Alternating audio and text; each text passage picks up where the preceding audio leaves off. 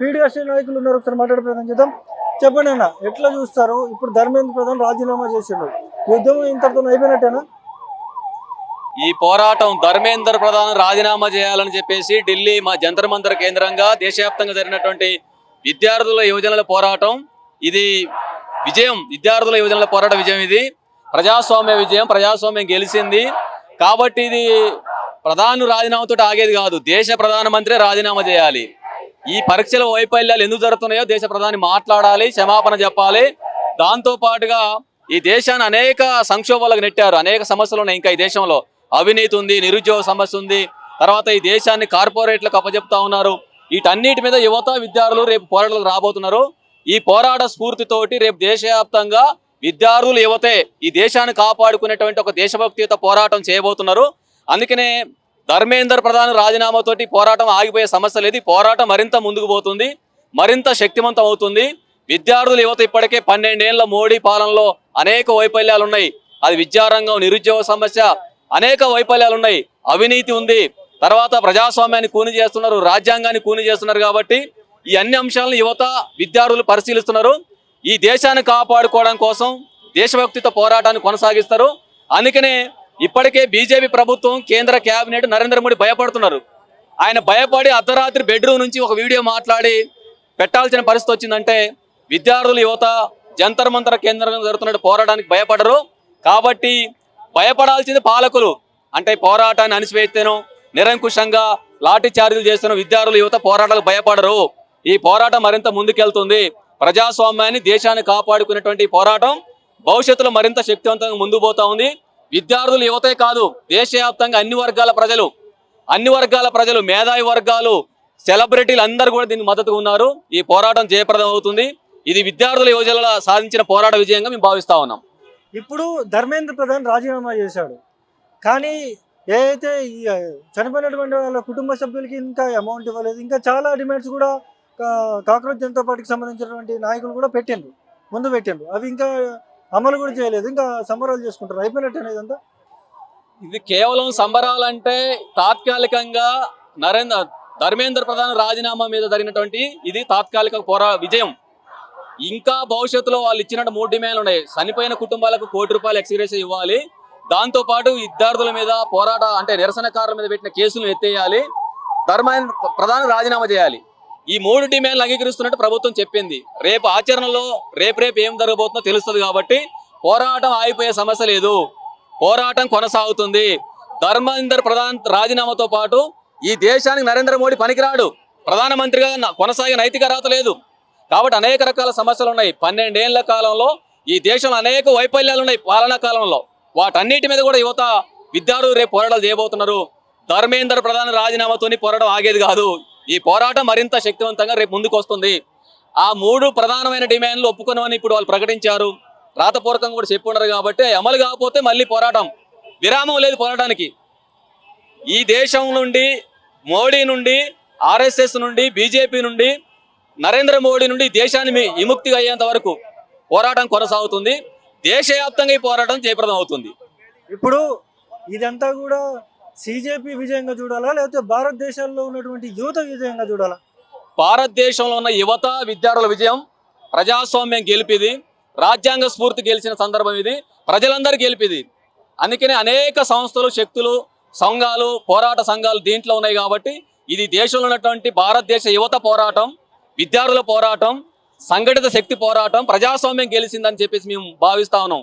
ఎందుకంటే మోడీ అధికారంలోకి వచ్చిన తర్వాత మొత్తం ప్రజాస్వామ్యాన్ని అణిచివేశారు, ప్రజాస్వామ్య హక్కులను కాలరాశారు, రాజ్యాంగ స్ఫూర్తిని దెబ్బతీశారు, అంబేద్కర్ సామాజిక న్యాయం మీద దాడి చేశారు. ఆ విధంగా అనేక రకాలుగా ప్రశ్నించిన వాళ్ళని, మాట్లాడే వాళ్ళని దేశద్రోహులుగా, జాతి వ్యతిరేకులుగా, సంఘ విద్రోహ శక్తులుగా ముద్రలు వేసి అణిచివేసే ప్రయత్నాలు చేస్తున్నారు. కాబట్టి నిరంకుశ మోడీ అప్రజాస్వామిక విధానాల మీద జరిగినటువంటి పోరాట విజయం ఇది భారతదేశ ప్రజల విజయం, విద్యార్థుల విజయం, యువత విజయం. భవిష్యత్తులో మరిన్ని పోరాటాలు ఇట్లాంటి రాబోతున్నాయని చెప్పేసి మేము అనుకుంటా ఉన్నాం. అది చూస్తున్నాం కదా, మొత్తం చూసుకోవచ్చు. ట్యాంక్ బండ్ దగ్గర ఉన్నటువంటి నిన్నటి దాకా నిరసన తెలియజేస్తున్న వాళ్ళంతా కూడా ఇప్పుడు సంబరాలు చేసుకుంటూ ఉన్న పరిస్థితి కూడా ఉంది. ఈ ఉద్యమం ఇంతటితో ఆగేది కాదు అంటూ కూడా వీళ్ళైతే మాట్లాడుతూ ఉన్న సందర్భం కూడా ఉంది. ఇంకా యూత్ అంతా కూడా సంబరాలు అయితే చేసుకుంటూ ఉన్న పరిస్థితి కూడా ఉంది. ఒకసారి మనం క్లియర్గా కూడా మనం విజువల్స్లో చూసుకోవచ్చు. ఇప్పటికే మైక్ టీవీ మీకు అనేక కథనాలు కూడా అందించింది దీనికి సంబంధించినంత వరకు. ఇంకా చాలా మంది అవి ఎవరైతే యువత ఉంటారో ఒకసారి వాళ్ళతో మాట్లాడి మనం తెలుసుకునే ప్రయత్నం చేద్దాం. ఎట్లా చూస్తావు ఇప్పుడు ధర్మేంద్ర ప్రధాన్ రాజీనామా చేసిండు, ఉద్యమం ఇంతటితోని ఇప్పటితోనే ఉద్యమం అయిపోయినట్టేనా? అట్లేం ఉండదు బ్రో. ఇండస్ట్రీ జరిగితే మాత్రం పక్కా ఫైట్ చేస్తాం బ్రో. ఏదైనా కాదు, ఇది ఆగదు బ్రో ఎప్పటికీ. అంటే ఇట్లా ఏ మినిస్టర్ వచ్చినా బ్రో, ధర్మేంద్ర ప్రధాన్ అనే కాదు, బీజేపీ వచ్చినా, కాంగ్రెస్ వచ్చినా, సిజేపీ వచ్చినా, ఏది వచ్చినా కానీ ఇండస్ట్రీ ఆగదు బ్రో. యూత్ అనే వాళ్ళు ఎప్పుడు ఫైట్ చేస్తూనే ఉంటారు బ్రో. అంతే బ్రో. ఏమైనా చెప్తావా మోదీకి, ఏమైనా చెప్తావా? స్టే సేఫ్, జాగ్రత్త అంతే. జాగ్రత్త. ఇంకోసారి రిపీట్ అయితే మాత్రం ఇంకా దారుణంగా ఉంటది. అంతే. అది చూస్తున్నాం కదా, ఇంకోసారి రిపీట్ అయితే దారుణంగా ఉంటుంది అంటూ కూడా జంజీ యూత్ అంతా కూడా చెప్తున్న పరిస్థితి కూడా ఉంది. ఒకసారి మనం మాట్లాడుతున్నాం. I'm from Hyderabad. Telugu Yeah, I can understand Telugu. నాకు తెలుగు వచ్చు. ఎట్లా చూస్తావు ధర్మేంద్ర ప్రధాన్ రాజీనామా చేసిండ్రు? Can I talk in English? It's better. Okay. So resignation from Dharmendra Pradhan isn't the only solution for the students right now, because there are a lot of things which are to be included. There are needed to be the educational reform. The educational institutions need to be revamped. We have seen more than 90,000 plus government schools have been shut down in all over India there. And this is a very huge risk that students are facing currently there. And you people remove the midday meals from the scheme and everything. How the students will be like planning to go for have the future education there? People are selling degrees in the colleges which have been associated by the government. They are ruled by the government. They are selling the degrees for 4 to 5 lakh rupees. How do you think people can just come up and even like start graduating from these universities, and they plan to go outside of the India and they plan to study in abroad? How do you think these universities from the abroad universities will be accepting our degrees there? We are not getting any kind of jobs here. We are risking our lives. We are like doing a literal labor work in the corporate society. And even there are lot of reforms to be bought by the government, and government is doing nothing there. ఏం చెప్పదలుచుకున్నారు ప్రధానమంత్రికి?